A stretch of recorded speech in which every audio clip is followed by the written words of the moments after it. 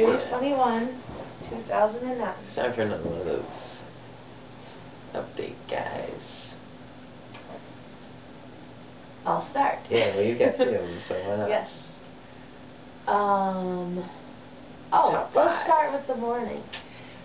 My first highlight of the day happened at church this morning when, at the end of the service, it's Father's Day today, and so all of the fathers and men, apparently, were supposed to get Hershey's chocolate bars. Real quick, just a little bit of background.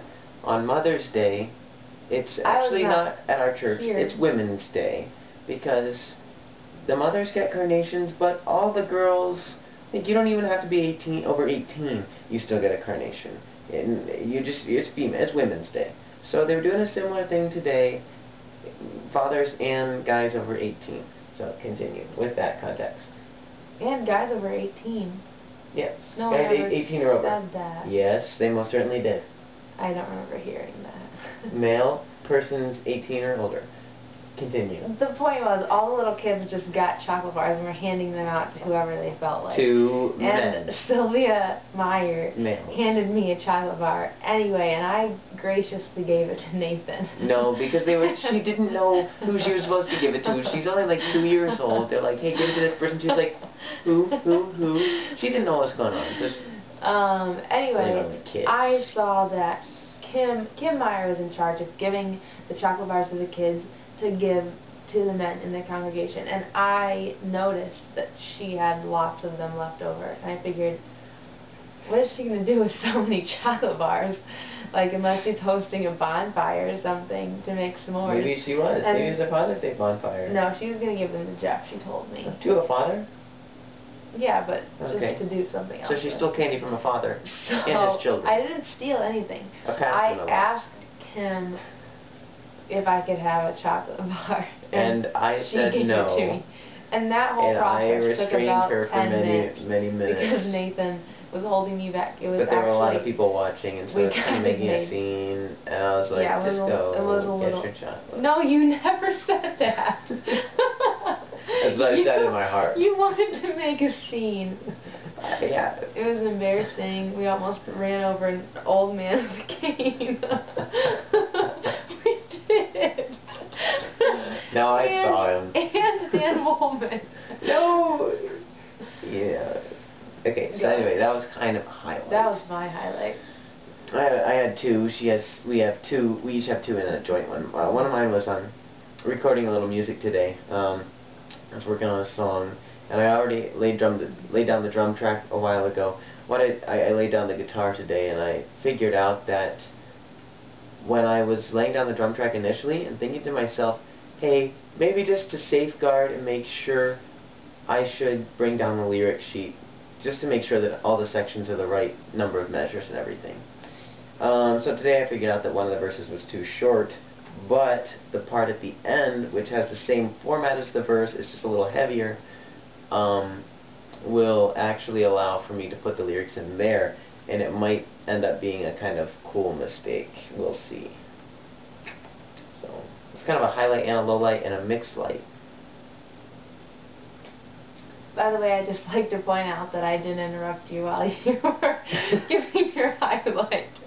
But you were giving them half the story. Okay. I did interrupt a lot, I know. No, it's okay. Usually the highlights are like a mutual thing, though. Yes.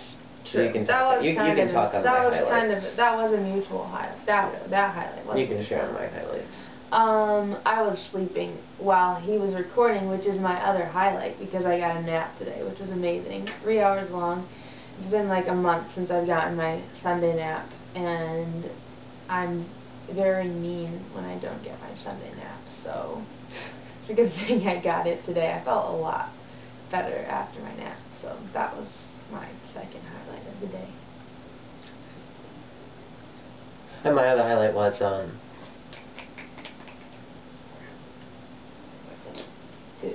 singing. Oh, yeah. We were in the living room and we were singing in the living room. Okay. We were doing some of that, it's Mom and Dad and I and Ruth, and singing some hymns, and also a couple from Dad's old men's quartet book. That was solid. dad's. That was his dad's. And we even sang I Come to the Garden. It was solid. In the Garden. In the Garden. Sorry, yeah, okay. In the Garden. It was very solid. And just for the note, Happy Father's Day, and all those dads out there. my condolences to my condolences to all the other kids out there watching. But my dad is the greatest. There is actually no competition. My dad could take your dad any day. And my dad's bigger than your dad. He is, and in a good way, not fat. And yeah, that's true. And he's the greatest. And so. He's on the top 500 rebound list at Messiah College, still on the list. No, the top 500. I mean. No, I'm sorry. Top 500. The 500 3. I think he's second. Rebound list. I think he's like he's in the top second, 5 third. for sure. Yeah. But he's on the 500 rebound list. What else? What other kind of awards can we say about him? He was the Doctor of the Year in Indiana. What couldn't we say? Doctor of Indiana. Honestly. I mean. Valedictorian at Messiah College. 4.0. I mean. All right. There's the rundown. Anyway, that's only the tip of the iceberg right there. Frosting on the surface. Cake. Go ahead. I used to eat only the frosting on cake. That's a tidbit for you. I peeled the frosting off and left the cake and ate the frosting, but I do it the other way around now. So you had one more highlight then that we shared. Well, it sort of goes along with Father's Day. Yeah. Is we made some delicious food for Dad today. Fajitas. We had a pretty good Mexican feast, which is sort of a theme in our lives these days. we had fajitas. We had beef and chicken fajita meat. We had grilled veggies. We, all the usual fixins for tacos and stuff.